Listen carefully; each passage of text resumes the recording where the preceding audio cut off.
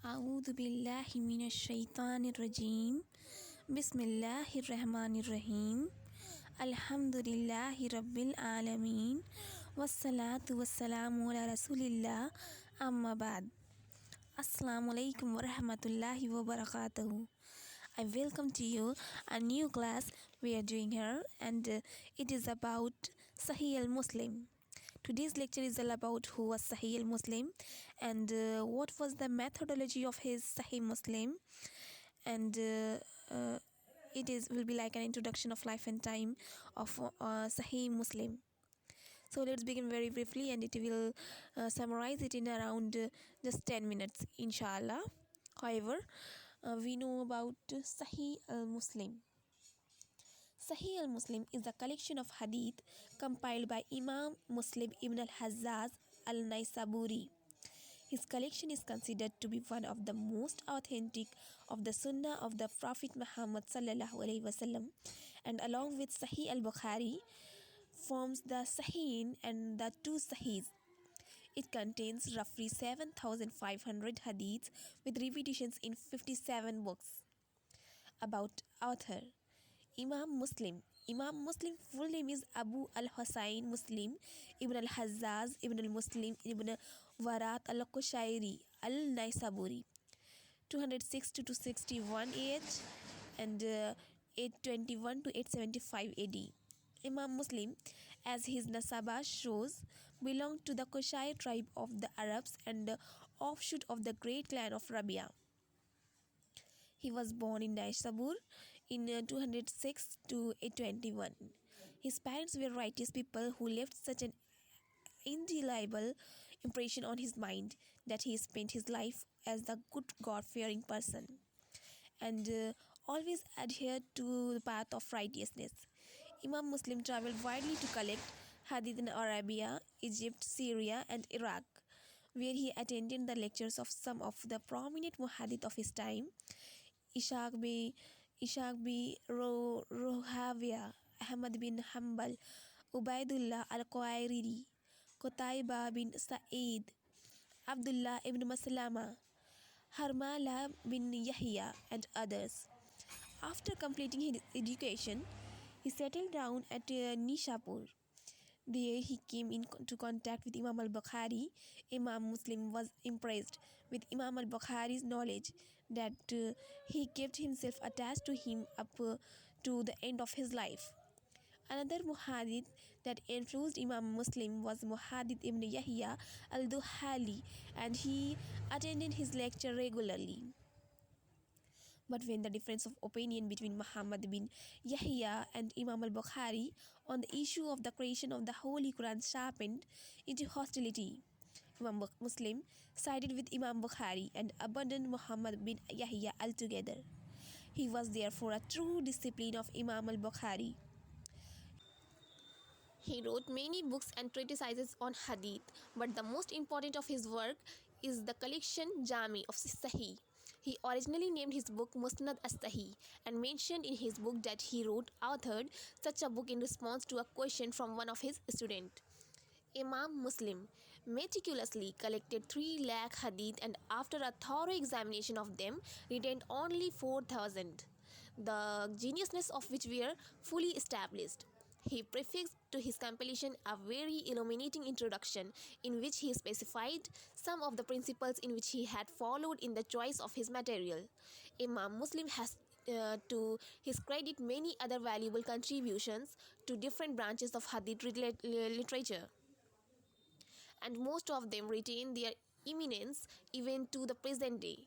Among this, Kitab al-Musnad, al-Kabir, ala al-Rizal, Zami Kabir, Kitab al-Asma wal-Kuna, Kitab al-Ilal, Kitab al-Wizdan are very important.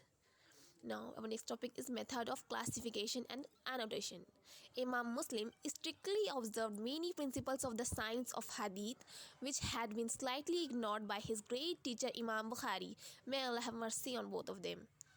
Imam Muslim considered only such tradition to be genuine and authentic as had been transmitted to him by an unbroken chain of reliable authorities to the Prophet Muhammad sallallahu alaihi wasallam, and were in perfect harmony with what had been related by other narrators, whose trustworthiness was unanimously accepted and who were free from all defects.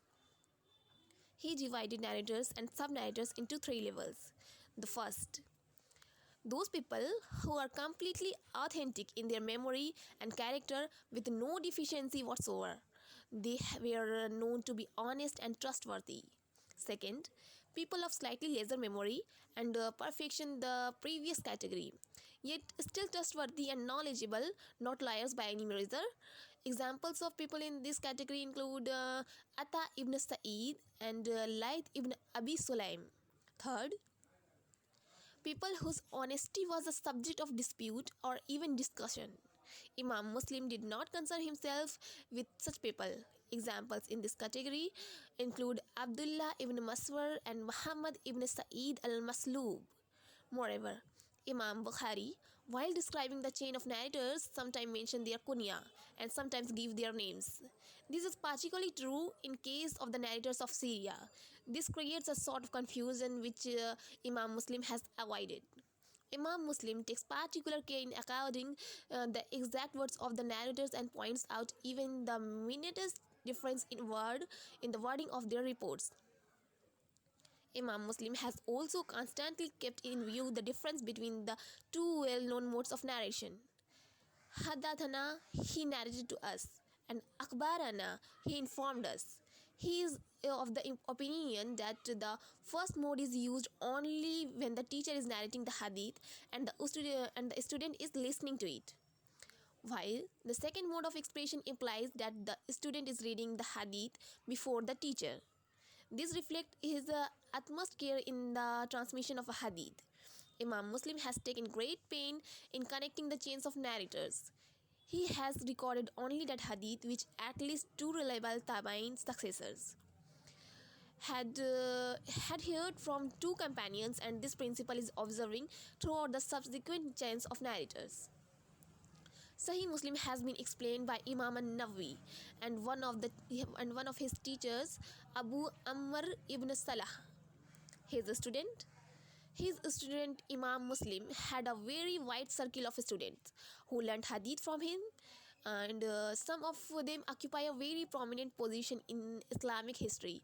Example, Abu Hatim Razi, Musa ibn Harun, Ahmad ibn Salama, Abu Isa Trimdi, Abu Bakr ibn Khushayma, Abu Awana, and al-Dahabi. His death, Imam Muslim lived for 55 years. He spent most of his time in learning hadith, in its comparison, in its teaching and transmission. He always remained absorbed in this single pursuit, and nothing could distract his attention from this pious task. He died in 261 to 875 and was buried in the suburbs of Nishapur. So, we finish it here. Inshallah, we'll meet in next class with next topic on Imam Ahmad an-Nisai. Wa akhiru da'wana alhamdulillahi rabbil alamin wassalatu wassalamu ala rasulillah amma ba'd. Assalamu alaikum warahmatullahi wabarakatuh.